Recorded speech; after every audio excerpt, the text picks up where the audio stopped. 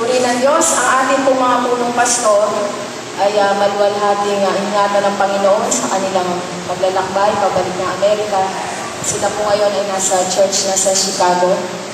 At bagaman hindi ko po sila personal na nakausap via Skype, ay pinapatid po nila ang kanilang pagbati.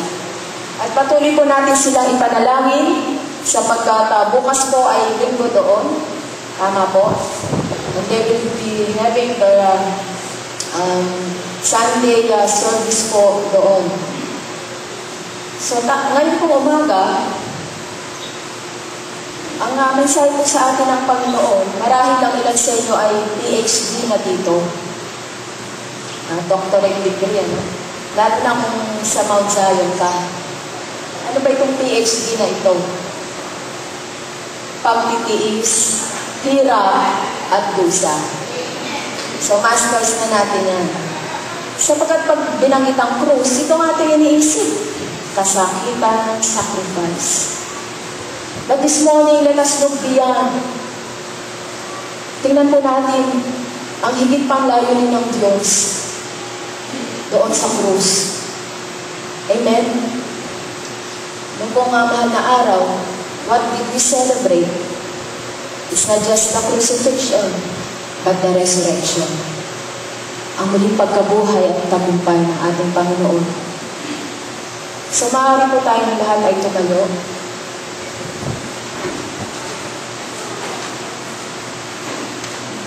At sa maikling sandali,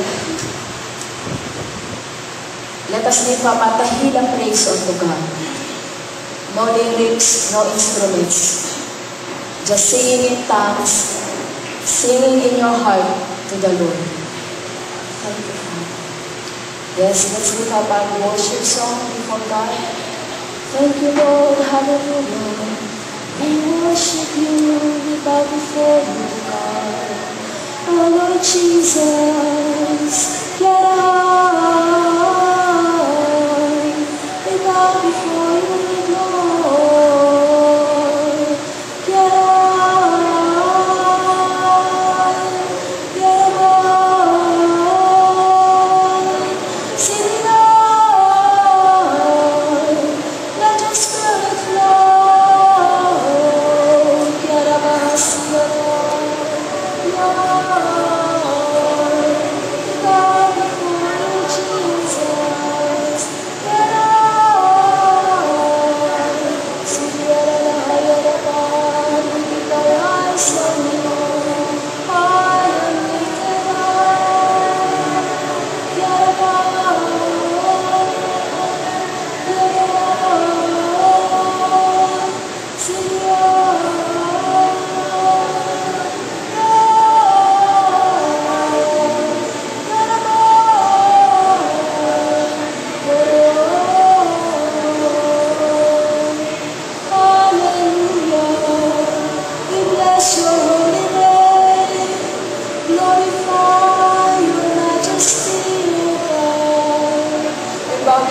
Father in heaven, just love you, Jesus, our Lord and Savior.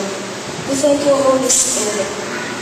We thank you for the rest of God within our hearts. We thank you, O Lord, for the song in our hearts. Kaya ngayon po umaga, Panginoon, we pray for your will to be done. We pray for your kingdom to seize us, to possess us, submerge us, Lord. At lalabas po kami sa musaling ito na ikaw po'y aming nakatagpo sapagkat ang lahat ng ito ay para mo sa iyong kaluwalhatian. Ikaw lamang ang mangusang Panginoon at nawa po ano man ang daladalahin ng bawat isa. We cast all our burdens and cares upon you, Lord, for you care for us. Salamat po, Ama. Kayo po'y nagpapakumbaba.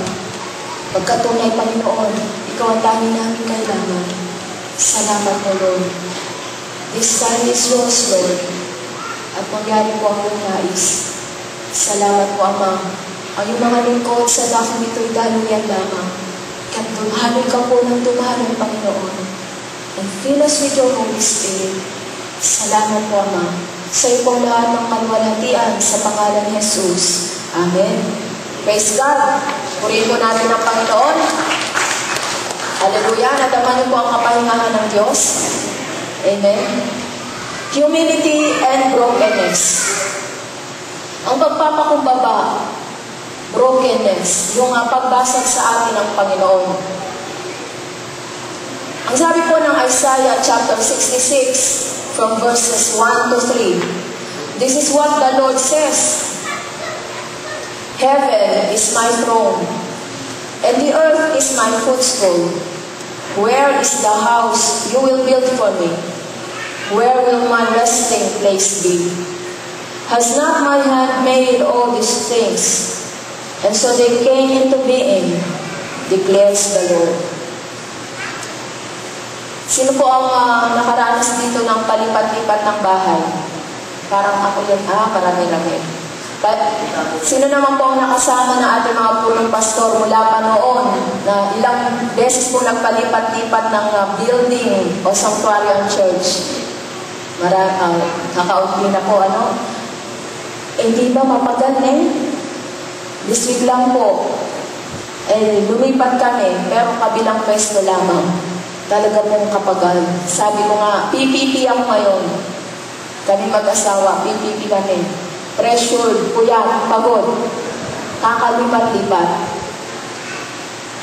Hindi ba, after a long day's work, sabi nga, a hard day's work, saan excited kang nang umuwi, para makapagpahinga. Ito rin kaya ang nadarama ng Panginoon nang siya'y nangusap sa pamagitan ni Propeta Isaiah. Sabi niya, where will my resting place be? Saan kaya ako makakapagpahinga? Hindi ba't ginawa ito ng lahat ng aking kamay, sabi ng Panginoon. Subalit sa kanyang katanungan ay mayroon din siyang kasagutan. Ang susunod kong verse, this is the one I esteem. He who is humble and contrite in spirit and trembles at my word. May Tagalog ba tayo dyan, Brother Noel? Wala. So itong aking tinatangi, ang sabi ng Panginoon, siya na may mababa at basag na espiritu, at siya na may takot sa aking salita. So ang Diyos ay mayroong hinahanap, at mayroon siyang katanungan sa atin na kanyang bayan. Subalit ibinigay na rin sa atin po ang katugunan. Ano po yun? Na isang pangangailangan ng Diyos, a resting place. And He said, this is the one I esteem, one who is humble and contrite in spirit. Ang sabi po ng Proverbs, chapter 3, verse 34, He mocks proud mockers, but gives grace to the humble. Psalm 25, verse 9, He guides the humble in what is right. And then James chapter 4 verse 10, humble yourselves before the Lord. Ito rin ang sinabi ng Apostol Pedro. Okay, mga young people, naririnig ko kayo dito. Pwede kayo umupo. Young people. Okay, 1 Peter chapter 5 from verses 5 to 6, young men. In the same way, be submissive to those who are older. All of you, clothe yourselves with humility toward one another, because God opposes the proud and gives grace to the humble. Humble yourselves therefore under God's mighty hand, that He may lift you up in due time. So marami pong mga panukala o pagtuturo, paalala ang Biblia patungkol po sa nais ng Diyos. Ang sabi nga natin, ang biyaya ng Diyos, God's amazing grace, ay parating na nasa atin. But He gives more grace to the humble. Ephesians chapter 4 verse 2, be completely humble and gentle. At sabi ni Jesus sa Matthew 23 verse 12, whoever humbles himself will be exalted. And then in Proverbs 11 verse 2, but with humility comes wisdom. And then in 15 verse 33, pride goes before destruction, and humility comes before honor. So maliwanag po, nakalooban at nais ng Diyos ang pagpapakumbaba. Si Jesucristo ay meron pong 60 senior citizen, 60 character traits. At isa rito ay ang humility, ang pagpapakumbaba. Ang sabi nga po ng ilang manunulat, the root of the life of Christ is humility. Ang ugat ng buhay ni Kristo, ang lahat ng pinaghuhugutan ng kanyang kalakasan at pagsunod sa kalooban ng Diyos. Ang pinaghuhugutan niya ng kanyang pagtitiis at sakripisyo ay mula po sa ugat ng humility, pagpapakumbaba. So kung itong ugat ng isang matagumpay na buhay Kristiyano, ay ito rin marahil o ito ang siguradong kailangan natin lalo na sa mga panahon ito. Pagkat itong ating henerasyon, ang teknolohiya ay nagbibigay sa atin ng na nandito lang sa ating mga kamay ay mararating natin ang ating nais marating, sa ating nakikita, sa ating narinig. Ito isang imahinasyon na maaari kang maglikha ng iyong sariling mundo. Yung pong mga games, yung pong mga kung ano-ano pa pong sapagkat yung pong aking cellphone ay pwedeng ng internet, mag-access. At meron itong isang tinatawag na Play Store. Yung parang bumibili pero libre. Sabi ko, wow, pwede palang magka-flashlight dito. I-install mo yun, i-request mo. At kung ano-ano pa. So, binibigyan tayo ng isang walang limitasyong posibilidad sa pamamagitan po ng teknolohiya.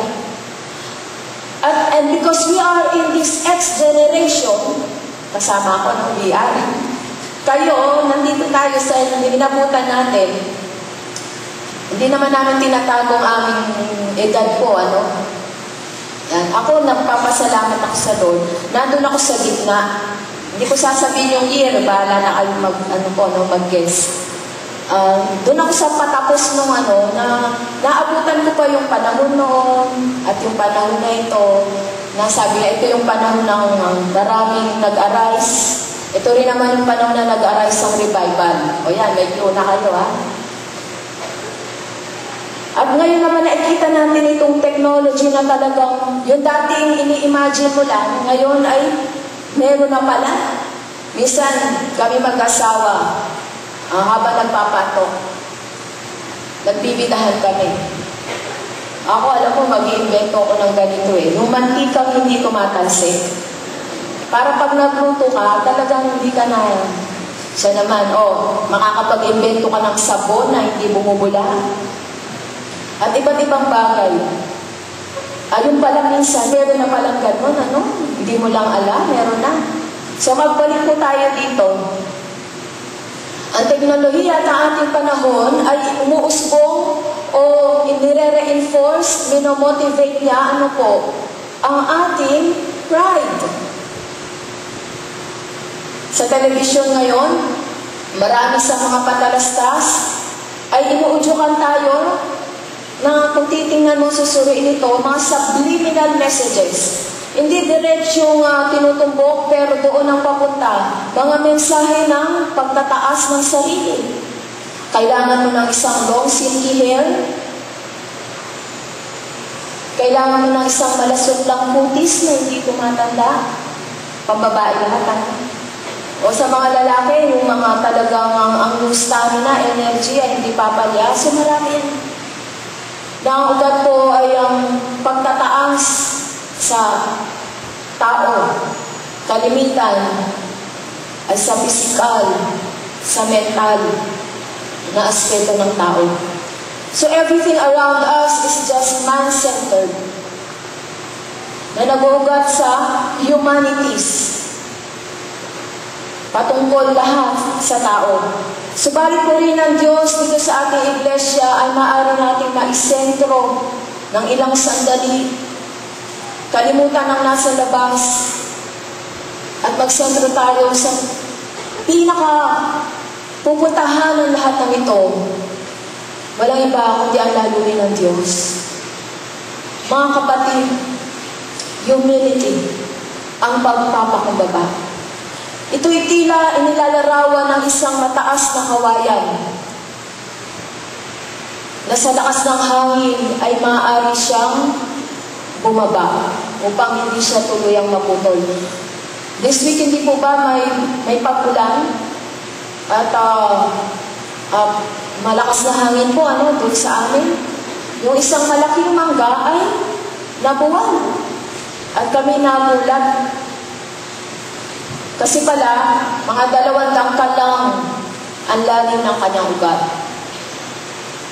So, maaari tayong tumayog ng tumayog. Subalit kung hindi tayo magpapakalalim, ay maaaring madali tayong matinag. Sa aspeto po ng pagpapalalim, ito ay ang ugat ng buhay ni Kristo. Ano po yun? Pagpapakumbaba. Alam niyo kung nakakapagod po kasi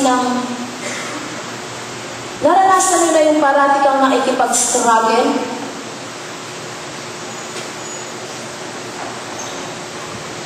Nakakapagod po yun. Doon po sa aming maliit na tindahan, ilan na rin yung nakasama po namin, customer o empleyado. At mapapansin mo po ang iba't ibang kaugalian. Po. May isang customer, kukunin lang yung kanyang, kukunin lang siyang papel. Aba,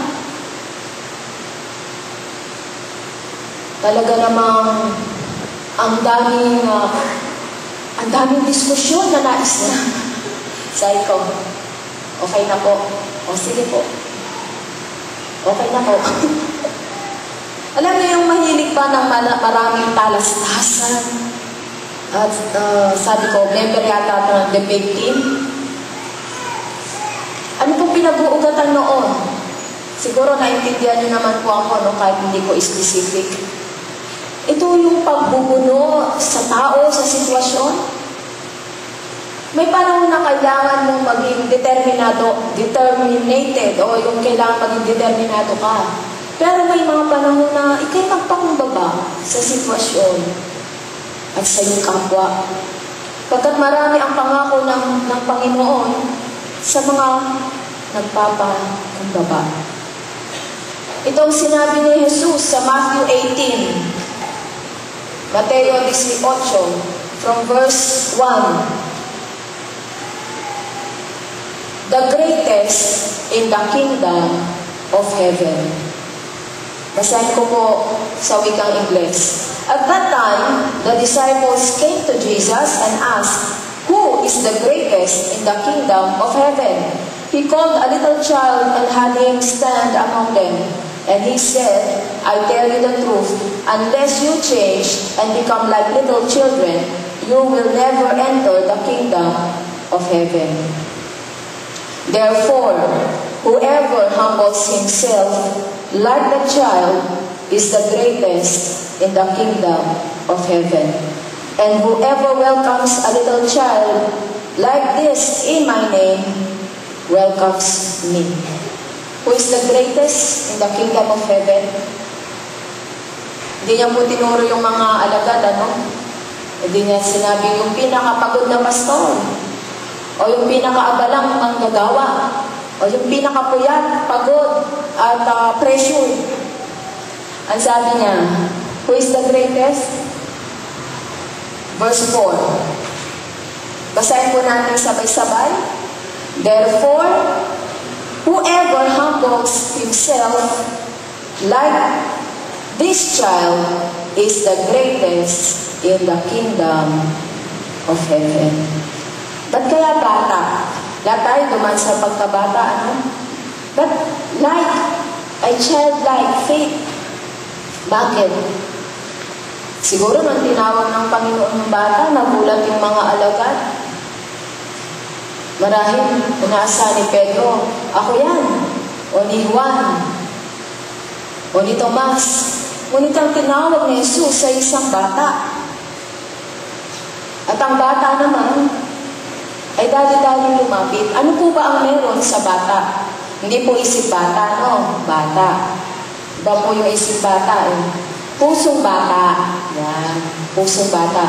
Ano ba ang may pusong bata? Yan ay may tiwala. Ang mga bata, they have a pure heart.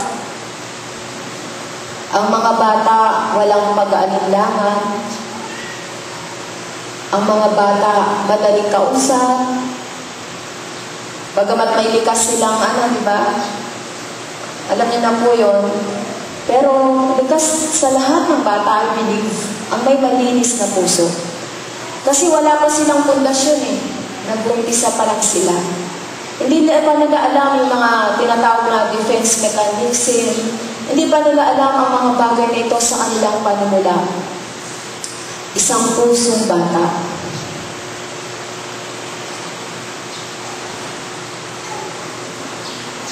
Such a child or a childlike faith is the greatest in the kingdom of heaven. Hindi naman tayo kailangan bumalik sa pagkabata. Ngunit alalahanin natin ang paano ang puso na isang bata.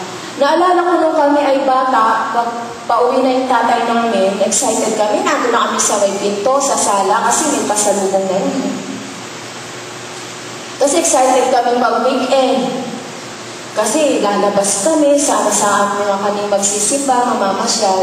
Kahit sa simbahan, siguro sa pagod niya, naantok na siyang gano'n, natutulog. Pero magkasama-sama kami.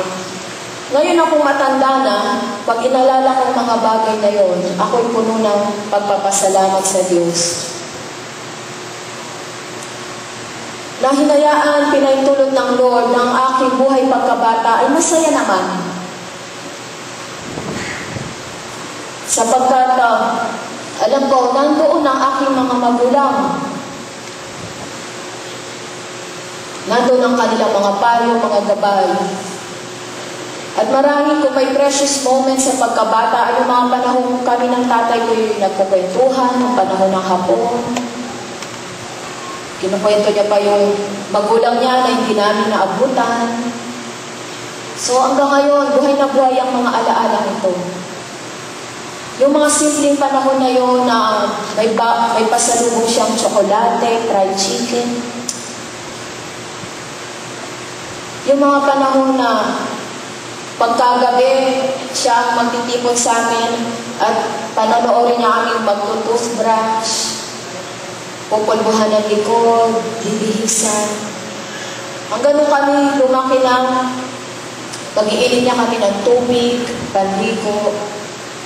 Tapos siya yung mag-dry ng aming buhok at susuklayan niya amin. Dapat yung sabi ko, diretso yan.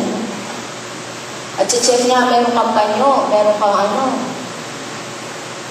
So yung mga simpleng panahon na yun, mga panahon na nung ikay bata pa. So ano man ang naging panahon natin ng ating bata, salamat sa Diyos, pagkat ngayon, sa harapan ng ating Diyos Ama sa langit, ay tayo ay tila mga bata sa kanyang paningin, na gusto niyang magpatuloy na magpakumbaba, magtiwala, na patuloy na sa kanya ay humanga, patuloy na sa kanya ay manabik. Subalit, gayon nga kapag tayo'y tumatanda, nakapag-ipon na tayo ng maraming sakit ng iba'y naitagana sa bato, o kaya ay ganos at pekla, and we become... At ba ganito pong nangyayari? Sagutin mo po ako. Paano po ito? Paano yan? Nais mo bilang matanda na unawaan mo ang lahat? O dahil sabi mo, kaya mo na, gusto mo, talagang kayanin mo. At dahil sa bigat ng iyong dalahin sa iyong balita at hindi mo nakakayang umiyak pa. O sabihin na, hindi ko na kaya. Dahil halika, mag-pray tayo. O sa mga kabataan at sabihin, Daddy, Mami, tulungan mo nga po ako. Nahirapan na ako dito, hindi ko masurrender to eh. Pag nakita ko na po yung iPad, iPhone, lahat ng napapadala po ako. Pag-pray po ako. Pagpapakumbaba. Pag-admit o pagtanggap ng ating limitasyon at pagkukulang. Hindi yung bagyang may nakita ang mali, ano lalabas sa'yo?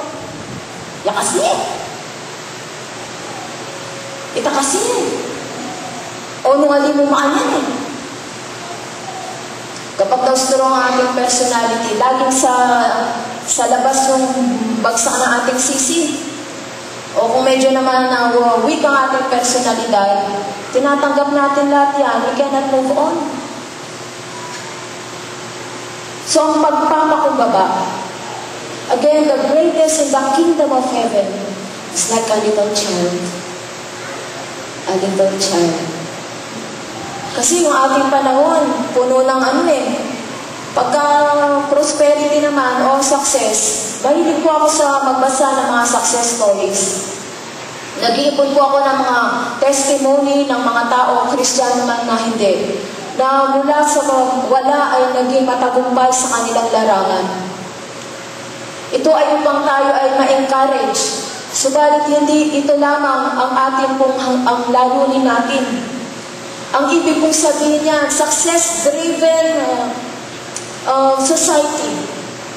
Na tila ikay palpak, ikay wala ka ng possession ng mga material na bagay na ito. O kaya ng mga, ano po tawag doon, yung edukasyon o ng karir. Bumalik tayo doon sa kasimplihan ng layunin ng Diyos sa kanyang mga anak. Ating pong buksan ang ating mga Biblia sa Daniel chapter 4. Ito po ay istorya po ni Haring Nebuchadnezzar. Si Haring Nebuchadnezzar po ay hari ng Babylon. At sa kanyang panaginip, ipinakita ng Lord na ang kanyang kaharian ay sinisimbolo po ng ginto. His kingdom was symbolized by the gold era. So pag ginto yan, doon at ngayon, talaga pong very successful. Ano po, kumbaga, number 1. So masasabi natin na Nebuchadnezzar was the number 1 man during his time.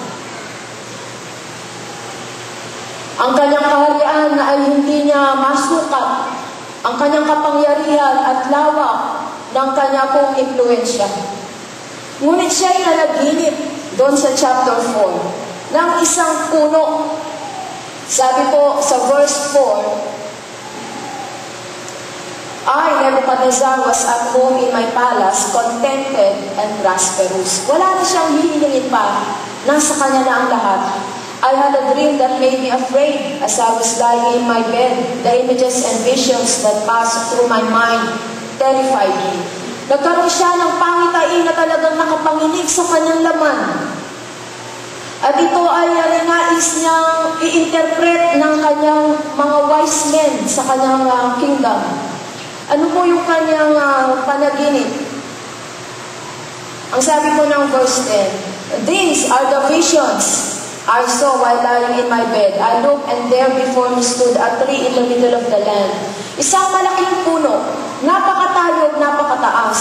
The tree grew large and strong, and its top touched the sky. Sa sobrang taas ng punong ito, ay tila narating na niya yung tuktok po ng langit. It was visible to the ends of the earth. Its leaves were beautiful, its fruit abundant, and on it was food for all. Under it, the beasts of the field found shelter, and the birds of the air lived in its branches. From it, every creature was fed. So, napakataas na puno, napakaraming bunga, ang lahat daw ng creature ay doon nanginginain. So, napakalawak ng punong ito. And then in verse 13, then a messenger, the Holy One, coming down from heaven, called out, he called in a loud voice, "Cut down the tree and trim off its branches, strip off its leaves and scatter its fruit. Let the animals flee from under it and the birds from its branches. But let the stump and its roots bound with iron and bronze remain in the ground, in the grass of the field. Let him be drenched with the dew of heaven, and let him live with the animals among the plants of the earth. Let his mind be changed from that of a man, and let him be given the mind of an animal, till 7 times pass by for him." The decision is announced by messengers. The holy ones declare the verdict, so that the living may know that the Most High is sovereign over the kingdom of men, and gives them to anyone he wishes, and sets over them the lowliest of men. This is the dream that I, King Nebuchadnezzar, had. So itong naging pangitain, panaginip ng Hari Nebuchadnezzar. Alam niyo po, ininterpret ito ni Daniel. Ang sabi niya kay Daniel, na tinawag niya Belteshazzar, "Tell me what it means, for none of the wise men in my kingdom can interpret it for me. But you can, because the spirit of the holy gods is in you." At sa madaling salita, pinaliwanag ni Daniel ang ibig sabihin ng pangitain na ang punong yun ay walang iba kundi siya, si Haring Nebuchadnezzar, na ang kanyang kaharian at tayo ay halos umabot na sa langit. Subalit nang nasumpungan na doon ang kapalaluan at tila wala na siyang kailangan, dahil maging ang Diyos ay hindi na niya kailangan, siya bilang puno o tila isang puno ay pinutol. Subalit hinayaan yun po nga sa may ugat, yung stump, to give it time na mag-grow ulit. Alam niyo po, tunay na nangyari ito kay Hari Nebuchadnezzar. Nawala siya sa katinuan ng kanyang pag-iisip. Nabuhay siya na tila isang animal o hayop sa kagubatan. Na tumubo na po ang kanyang kuko na tila mabawis na hayop. Maging ang kanyang buhok sa katawan, talagang mukha na po siyang hayop. And after 7 years, ay inalala siya ng kanyang mga opisyal. Siya hinanap sa kagubatan, and he was restored again as king. Ano sabi sa kanya ni Daniel? Bago ito nangyari, patunay sa kanyang hari. Sabi niya, "Pinawarningan ka ng Panginoon. Magpakumbaba ka na at tumawag sa Diyos." Subalit hindi naging ganun nga ang tugon ni Haring Nebuchadnezzar. Nagpatuloy ang kanyang katanyagan at ang kanyang kapangyarihan. And so he was humbled by God. Kaya ano kanyang sabi?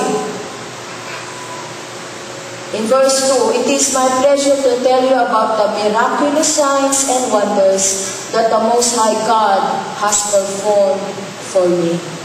How great are His signs, how mighty His wonders. His kingdom is an eternal kingdom. His dominion endures from generation to generation." Yan po ay winika, hindi ng isang Kristiyano, kundi ng isang a pagan king, King Nebuchadnezzar. Upang ito ay lumabas sa kanyang bibig, he had to be humbled by God. Ano po ngayon ang masusumpungan sa ating puso? Hindi na ba natin mablata ang mga krus at kahirapan? Ako po minsan, pag nag-worship, bukas ang madalas sa aking mata. Ini-imagine ko ang Diyos, ang Ama sa kanyang kalangitan. Na balang araw, kung buhay man tayo o patay sa kanyang pagbabalik ni Jesus, makikita natin siya bumababa, diba? Mula sa langit. Subalit may panahon din naman na ako'y pumipigil at sabi ko, "Lord, ang sarap naman pumigil." Diba? Pikit po kayo. Huwag matulog, ha? Sandali lang. Pumanyaman, alang ang worries and cares king paligid. O baka sumobra. Sige po, bukas mo na yung mata nyo. Ayan. Sinasabi ko, Lord, kung dumating man ang panahon when I will shut my eyes, pipikit ka. Pagbukas ko na muli ng matang ito, nawa ang makita ko ay ang kaluwalhatian. O what a rest in the presence of God. Amen. Pagpapakumbaba. Ang sabi po ni George Mueller, yung nakarinig na po ng kanyang pangalan, nakapagtatag siya ng mga orphanages. Walang sponsor po walang solicitation. Hundreds. Hanggang ngayon yata meron pa yun. Muntik namatay ang kanyang anak sa typhoid fever. And then hanggang ilang taon, yung kanya ng mga pinakamamahal na asawa. Anong sabi niya? May mga panahon na ang aking panalangin ay para sa isang tao tumatagal ng 7 years. Sa iba, 19 years. But I keep on praying and praying for these persons.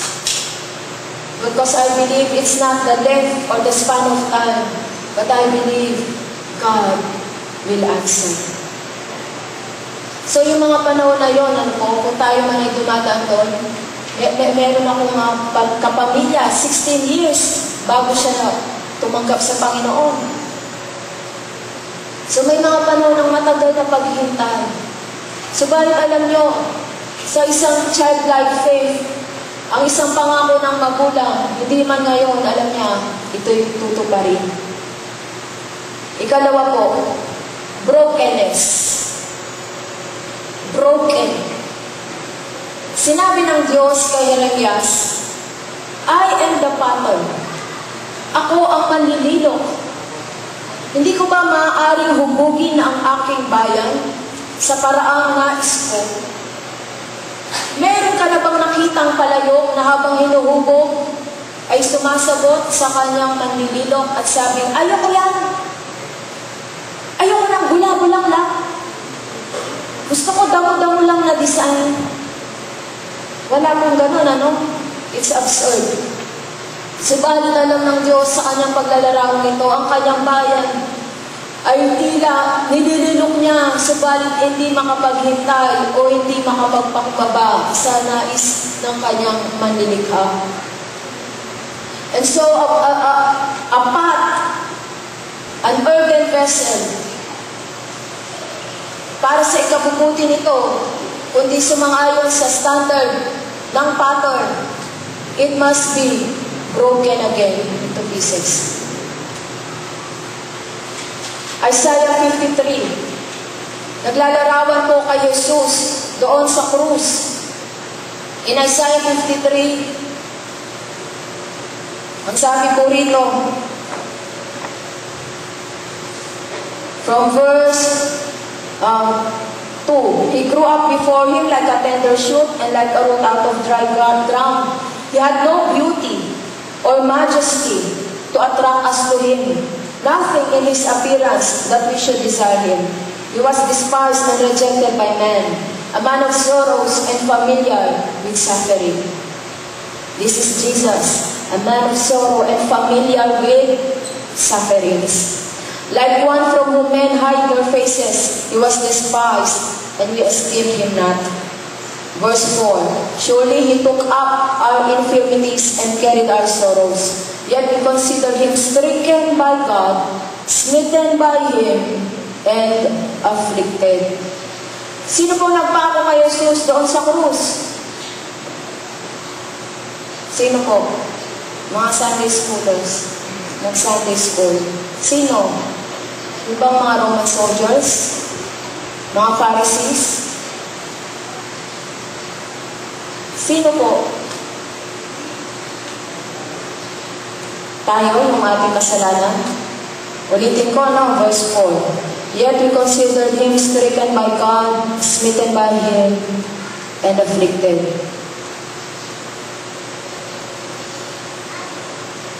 Sinong nagpapako kayo susunod sa krus? Ang Diyos, ang Ama. Sa ibang translation, He was bruised by God.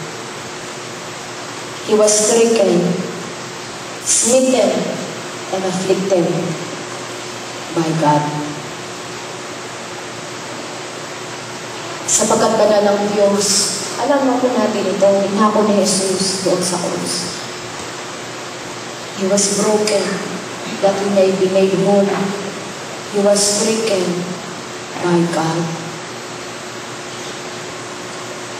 Ngayon, yung mga kabataan, halos hindi na napapalo eh. Sa school, sa ibang lugar, kahit yata sa atin, bawal na po, mga batas. Child abuse daw yun. May mga ilan din mga sekta, ang sabi, hindi tayo sasaktan ng Diyos. Ang gusto niya lang, God is good, hindi niya tayo parurusahan. At may ilan pa nga ang sabi, maaari kang maligtas kahit ikay may kasalanan o nagkakasala pa. In Isaiah 53, God dealt with sin in His Son Jesus. Pagkamat hindi nagkasala ang Panginoon, He was stricken and bruised by God.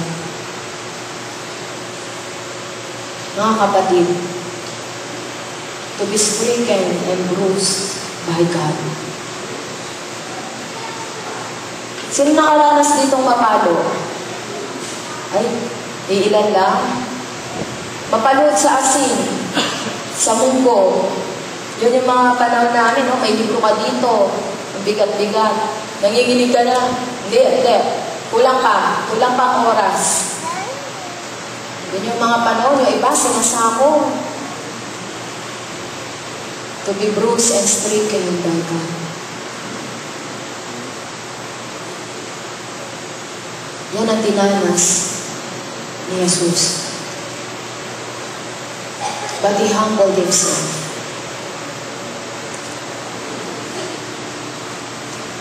Anong kanyang panalangin sa atin? Not my will, but yours be done.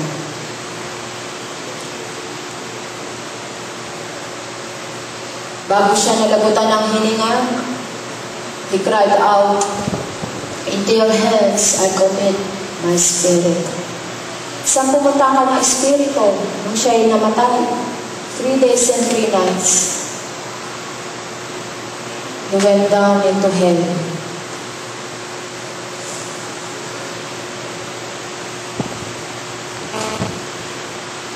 He was bruised and stricken by God. But only like sheep we have gone astray. Tayo nagkanya-kanya ng ating daan. At kapag tayo ay dinidisiplina ng Panginoon, ituturo ba natin ang ating kapwa? Sisisihin ang lahat pero ang ating sarili. He was bruised and stricken by God. Magdadagdag ka ba sa sitwasyon o sa Diyos mismo? He was bruised and stricken by God.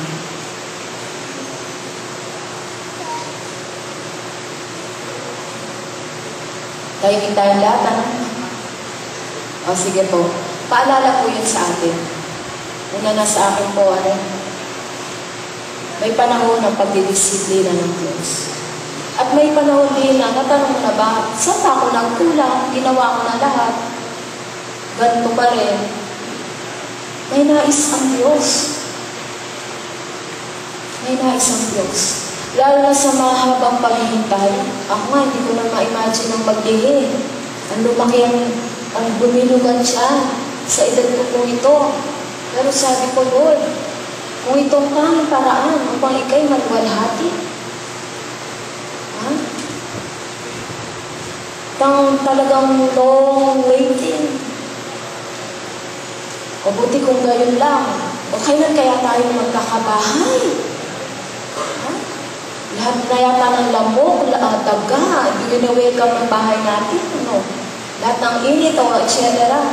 O ano man yung dinidesign, kailan kaya magbabagong tao nito? Kinamanapak pag. O kaya ang sarili, Lord, I don't want to die like this. Maghapon na lang ba ako sa internet, Lord? Lord, ginawa mo ba ako para dito? Huyat, pagod, presyo sa internet. Yung tawag nito, no, napakalakas sa atin, Lord. Mangad ko naman pag di ko nasilip yung aking Facebook. Kaya saludo ako kay Brother Ariel, my husband. Talagang, internet. Kailangan ko yun, yung mga nag-i-email. No, wala po kami internet sa bahay. Ayaw niya. Ako na nga namimilit. Ako na siguro, sige, ako na mag-monthly. May alam ako, ilalagay yan, walang monthly. No. Okay, no. So, baliktad, ano? Sabi ko, yes, no. So, ang ibig kong sabihin ito, when we are being bruised and stricken by our Father in heaven, it's not because you are so sinful, it's not because God is becoming angry, but because God has something better. Mayroong maganda, napakaganda. Ang sabi nga sa Romans, hindi pa nakita ng mata, hindi pa narinig ng iyong tainga, no, has ever been conceived by our mind, kung anong hinanda ng Diyos sa mga nagmamahal sa Kanya. So, in this situation, you are being crucified. In the Garden of Gethsemane, na kailangan lagi mong isurrender ang iyong kalooban. Ano ba yan? Para na, hindi ako gumraduate para maging utusan. Diba may panahon ganoon? Nagre-resist. O hindi ako nag-asawa para maging yaya. Laging nakabuntot, laging... So, ano man yan? May magandang layo ng Lord. Amen? Mamaya po makikita natin. Zephaniah chapter 3, verse 17. The Lord your God is in your midst, a warrior who gives victory. He will rejoice over you with gladness. He will be quiet in His love. He will exalt over you with singing. Hallelujah. After being bruised and stricken by God, after all this long walk and long waiting, ano po pangako ng Lord kay Zephaniah 3, verse 17, sa kanyang bayan? God is in your midst. Kasama mo ang Panginoon. He is like a warrior who gives victory. Sa Panginoon, walang talunan. Akala mo lang yan? Walang talunan, walang lugi sa Panginoon. Imagine God, the Creator, rejoicing over you with gladness. Imagine God being quiet in His love. He will exalt over you with singing. Sino daw ang kakanta dito? God. Kakantahan ka ng Diyos. Narinig niyo na bang kumanta ang Diyos? Ha? Nais niyo ba yun? Pag-love-love moment kami ng asawa ko, nagkakantahan kami na yun. Mga love song baga. Kanta-kantahan, habang nakahiga at nagmumuni-muni. Diba, minsan dapat alalahanin mo? Dati patingin-tingin lang ako sa iyo, sabi niya. Parang ako lang kinikilig. Pero alam ko, sabi ng Diyos, ikaw mapapangasawa ko. Diba yung una, minsan, sasariwain natin. Tapos kakanta-kanta kayo. Kung mapupunta sa tuksuhan, babaguhin mo ang lyrics. O yun. Tapos magtitipunan na kayo. Psalm 147, verse 10. His delight is not in the strength of the horse, nor his pleasure in the legs of a man. But the Lord delights. He takes pleasure in those who fear Him, in those who hope in His steadfast love. It is for our good that God has to humble us. Para sa ating ikabubuti kung tayo ay binababa ng Panginoon upang ang ating tiwala sa Kanya ay maging lubos. Kapag katulad ni Hari Nebuchadnezzar, lahat na yata ng bagay ay maaaring mabili ng iyong kwarta sa lapi. O lahat na yata ng iyong pinapanalangin at inaasam ay nariyan na sa iyong harapan. The tendency of man ay ano po? Makalimot, magtiwala. Oo, maaari ka pa rin mag-attend. maglingkod, but in your heart, there's no more dependence upon God. Nagawa ko ito sa aking sipag at tiyaga.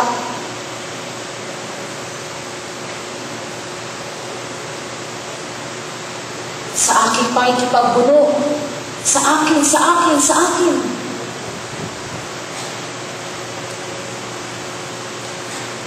At tila ang buhay ay hindi mo makakamtan kung hindi mo pagkakatiwalaan ng Diyos.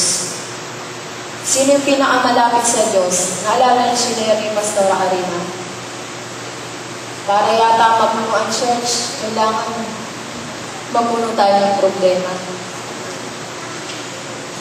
Nung ako ay nasa elementary, nabalita yung Skylab. Sino pong nakakaalam ko? Babagsak daw yun. Parang satellite po, no? Yan. Sumabog yata. At may malalaking parts daw babagsak sa Pilipinas. Alam niyo po, ang sabi ng mga pare, ngayon lang napuno. Ang siksikan talaga sa loob ng church. Ano mang reliyon, napupuno ang mga simbahan ng panahon yun. Lahat talaga nananalangin. Biro yun, babagsakan ka ng bakal-bakal, tonelada. Yung ganun po, So God has to humble us, has to break us, so that once again, tayo po ay magbalik loob sa Kanya. Anong Kanyang sinabi? The Lord delights, He takes pleasure in those who fear Him, in those who hope in His steadfast love.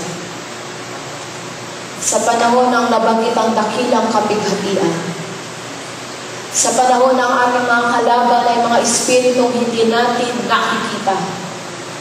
Mga kabataan, sa likod ng mga impluensya ng teknolohiya ay mga espiritu.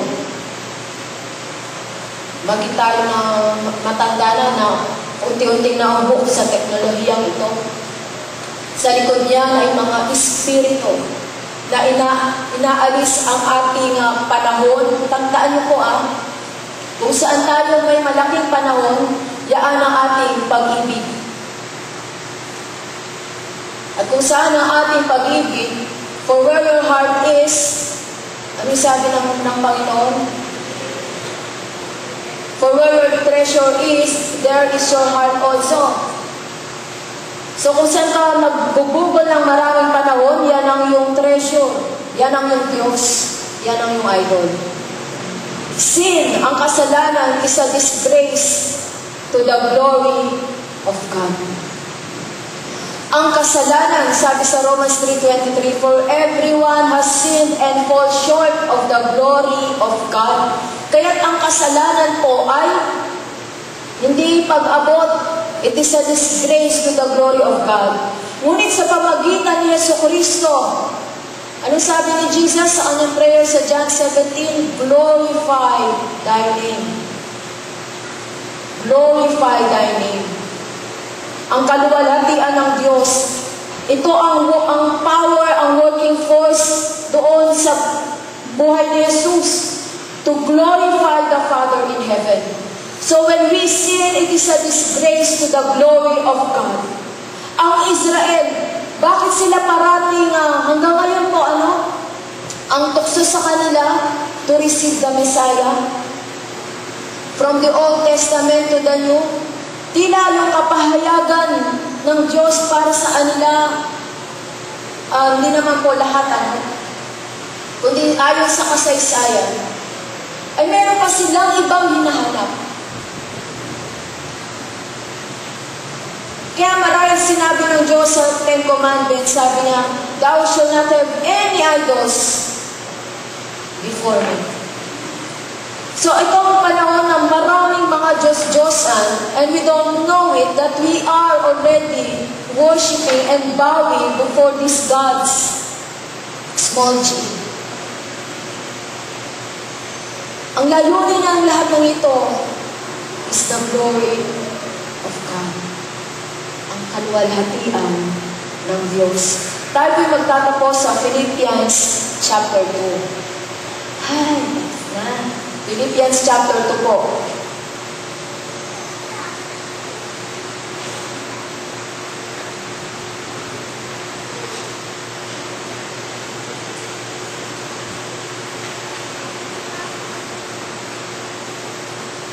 So ito po yung sinabi ng apostol, let this mind be in you.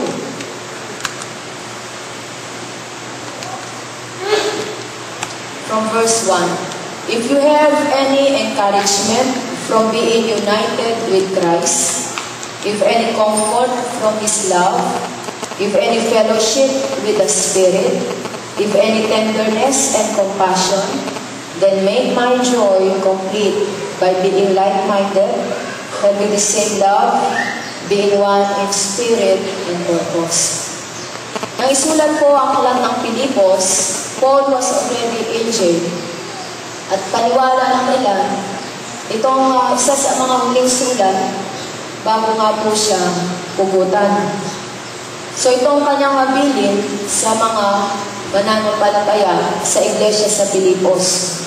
Verse 3, do nothing out of selfish ambition or vain conceit, but in humility consider others better than yourselves. Each of you should look not only to your own interest, but also to the interest of others. Your attitude or your mind should be the same as that of Christ Jesus, who being in the very nature God, did not consider equality with God something to be grasped, but made Himself nothing, taking the very nature of a servant, being made in human likeness, and being found in appearance as a man, He humbled Himself and became obedient to death, even death on a cross. Therefore, praise God, said therefore, God exalted Him to the highest place and gave Him the name that is above every name, that at the name of Jesus every knee should bow in heaven and on earth and under the earth, and every tongue confess that Jesus Christ is Lord, to the glory of God the Father. Palakpakan po natin ang Panginoon. Hallelujah. So sa ating pagkakaupo, sandali natin pagnilay-nilayin ang mensahe ng Diyos na ating narinig. Ang pagpapakumbaba, ang basagin ng Diyos. Kung tayo sa panahon ito, sa mahabang panahon, we are being broken by God. We just have to let Him. Amen? So tayo lumuko at lumikit. Praise God. Praise God.